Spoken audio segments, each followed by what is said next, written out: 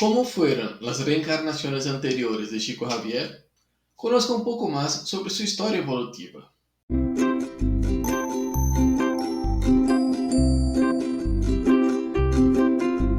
Hola, ¿cómo estás? Bienvenido al canal Conociendo el Espiritismo. Mi nombre es Kaique Lima y hoy vamos a hablar un poco sobre las reencarnaciones conocidas de Chico Javier. Para crear el guión de este video, utilicé como base los libros Chico, Diálogos y Memorias, escrito por Carlos Alberto Braga Costa, el libro Lembranzas de Grandes Lesiones, escrito por César Carneiro de Souza, y el libro Kardec Prosigue, escrito por Adelino da Silveira. Para algunas personas, tener conocimiento de las encarnaciones pasadas de algunos espíritus no es relevante. Solo tienen en cuenta su contribución en su última encarnación. Me gusta estudiar y conocer un poco sobre las reencarnaciones pasadas, ya que me ayuda a seguir la evolución de algunos espíritus, a ver que algunos realmente no hicieron cosas importantes solo en la última encarnación, a aprender algunas experiencias no tan buenas por las que pasaron y también a darme cuenta de que al igual que nosotros, ellos también tuvieron sus momentos de debilidad y que no siempre fueron perfectos. Chico Javier fue el medio más impresionante del siglo XX, tal vez de muchos otros siglos. No necesita presentación. Su trabajo es tan fantástico que trascendió los límites de Brasil y conquistó el mundo. Pero lo que no todo el mundo sabe de este gran hombre es que ha tenido muchas vidas antes de encarnar como Chico. Aunque muchos no lo sepan, Chico fue uno de los muchos espíritus que llegaron exiliados de la constelación de Capela. A finales de los años 50, Chico Javier fue a casa de Joaquín Veloso, quien le preguntó: ¿cuándo empezó tu conexión con Emmanuel? Y Chico contestó: nuestra conexión no es reciente, se remonta a 40.000 años y no somos solo nosotros dos. El grupo es de 70 compañeros. Nuestro grupo espiritual con Emmanuel se reunió hace 40.000 años y recuerdo los últimos 7.000 años desde Capela por el Egipto. He estado junto a muchos de nuestros amigos en varios lazos de sangre. Quincas Veloso es un estudioso de la historia de la formación de la raza en el planeta y le dijo a César Carneiro: habían 70 egipcios sabios en la organización de tribus en los primeros días de nuestra civilización. ¿Quién sabe? Tal vez todos estarían conectados en el mismo grupo. Quincas puede estar refiriéndose a la familia de Jacob, que fue recibida por su hijo José en Egipto, compuesta por 70 personas mencionadas en el libro La Génesis, capítulo 46, versículos 26 y 27. Los dos hijos de Jacob y José originaron las 12 tribus de Israel que iban a ser liberadas del Egipto por Moisés. Chico revela que fue exiliado de Capela hace 7.000 años y explica por qué. Hace muchos milenios, uno de los orbes de Capela, que tiene muchas afinidades con el globo terrestre, había alcanzado la culminación de uno de sus extraordinarios ciclos evolutivos. Las luchas finales de una larga mejora fueron esbozadas, como es el caso de ahora para ustedes en relación con las transiciones esperadas en el siglo XX, en ese crepúsculo de la civilización.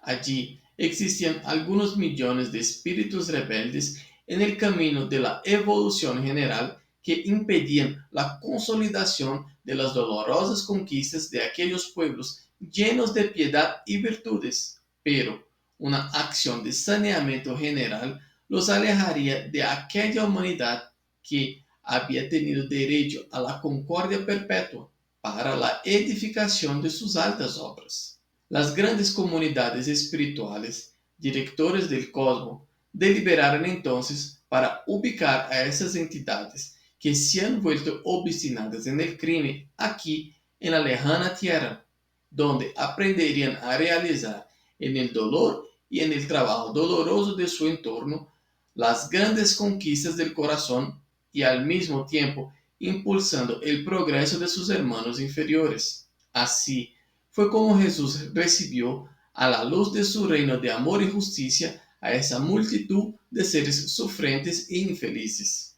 Con su palabra sabia y compasiva, exhortó a estas almas desafortunadas a la edificación de su conciencia, cumpliendo los deberes de solidaridad y amor en el esfuerzo por regenerarse. Les mostró los inmensos campos de lucha que se desarrollaban en la tierra, envolviéndolos en la aureola bendita de su misericordia y de su caridad sin límites. Bendijo sus lágrimas santificadoras, haciéndolos sentir los sagrados triunfos del futuro y prometiéndoles su colaboración diaria y su venida en el futuro. Aquellos seres angustiados y afligidos que dejaran tras de sí todo un mundo de afectos, a pesar de sus corazones endurecidos en la práctica del mal, serían degradados a la oscura faz del planeta terrestre. Caminarían despreciados en la noche de los milenios de nostalgia y amargura. Reencarnarían en el seno de las razas ignorantes y primitivas, recordando el paraíso perdido en el firmamento lejano. Durante muchos siglos no verían la suave luz de Capella, sino que trabajarían en la tierra acariciados por Jesús y consolados en su inmensa misericordia. No tenemos la comprensión de todas las reencarnaciones de Chico Xavier. Sin embargo, Arnaldo Rocha, amigo personal de Chico, dilucidó algunas de ellas. Conozcamos algunas reencarnaciones iluminadas de Chico Xavier. Patriarca Isaac, Canaã, 1896 a 1716 a.C. Isaac fue el único hijo varón de Abraham con su esposa Sara y fue el padre de Esaú y Jacob. Isaac fue uno de los 3 patriarcas israelitas.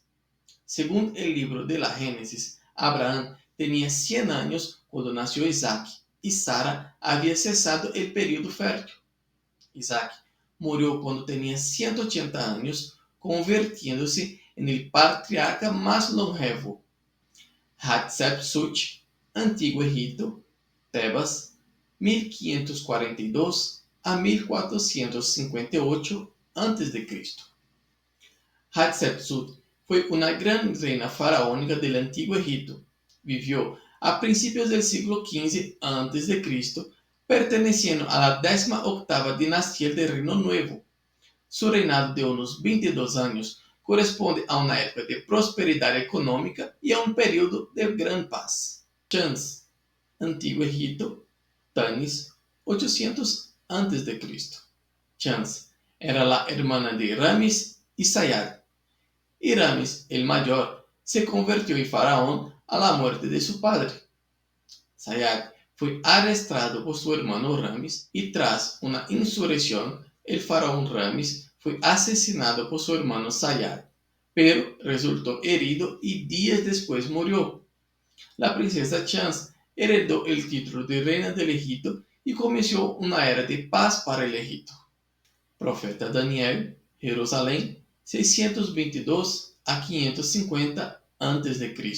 Daniel es uno de los varios profetas en el Antiguo Testamento.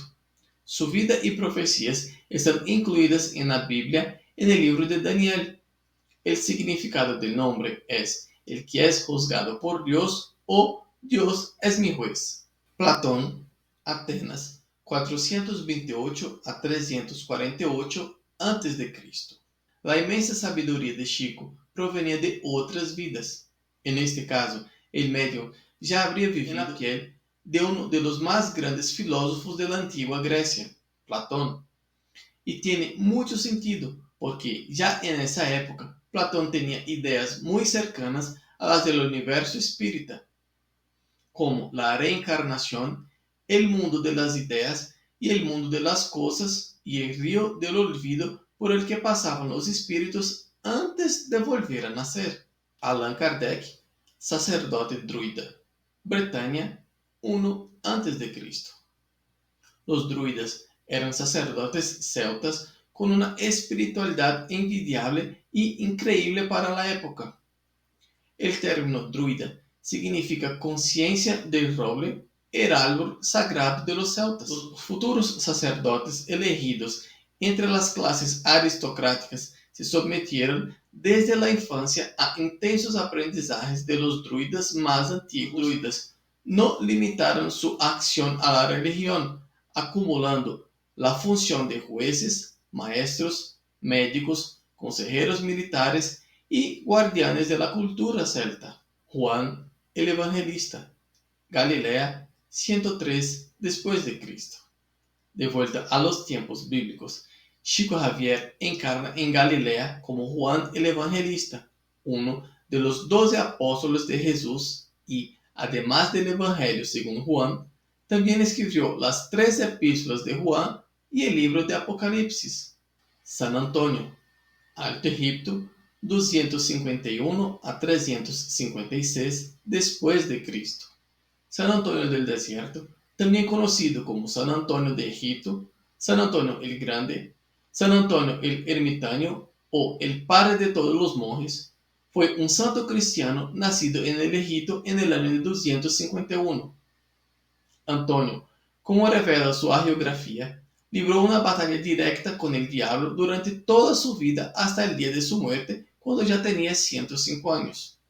Quizás sea el santo que más ha sido tentado por el diablo, una especie de elegido de las tinieblas. San Gastón, Francia, 540 después de Cristo.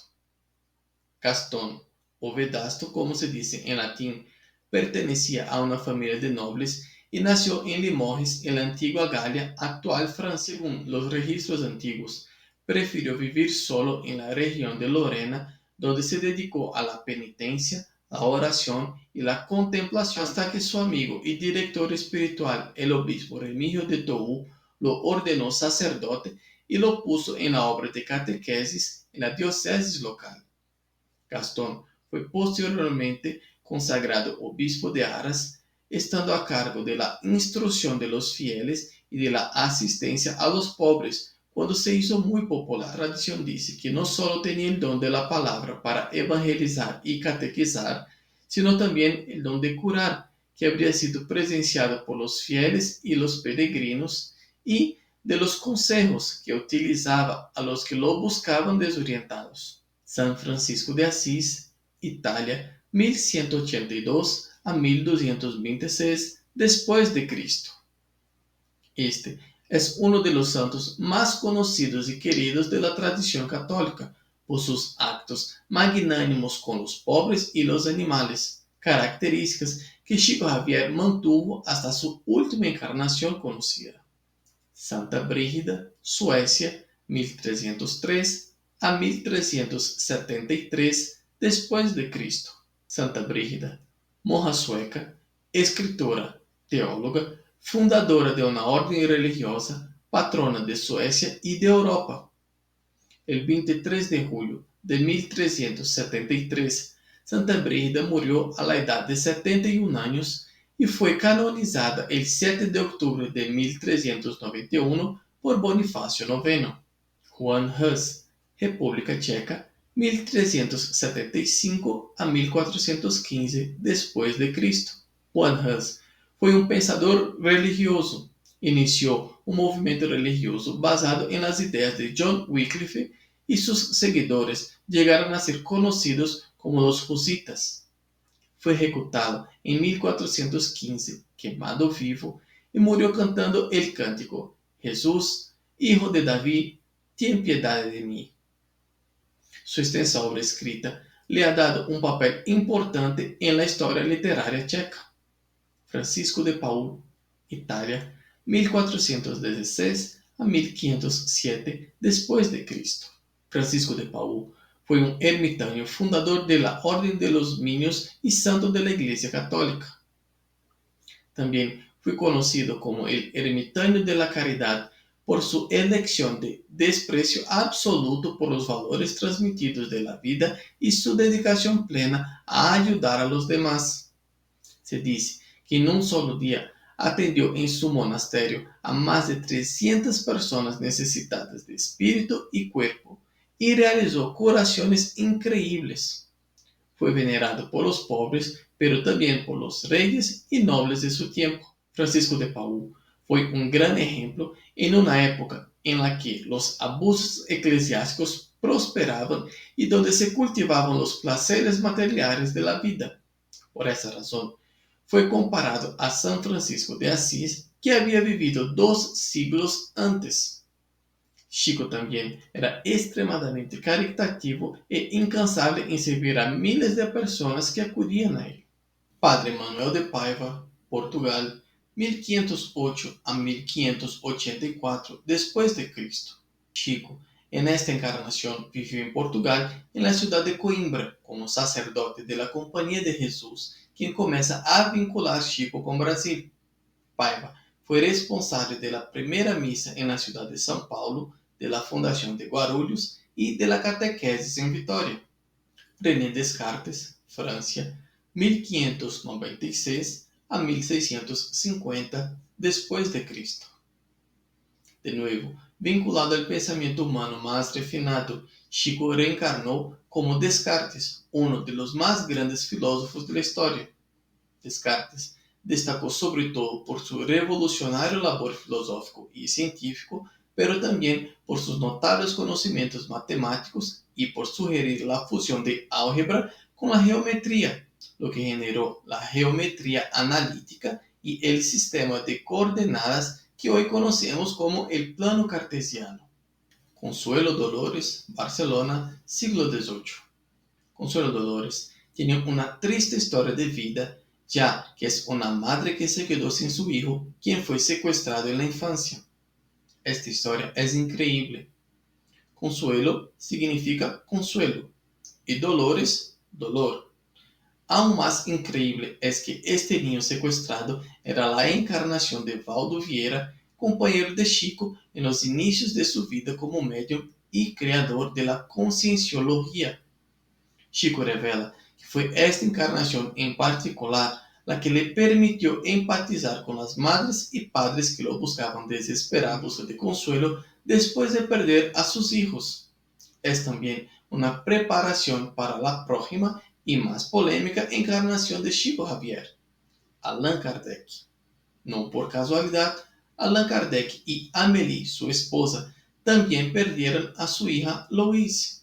Allan Kardec, Francia, 1804 a 1869 después de Cristo.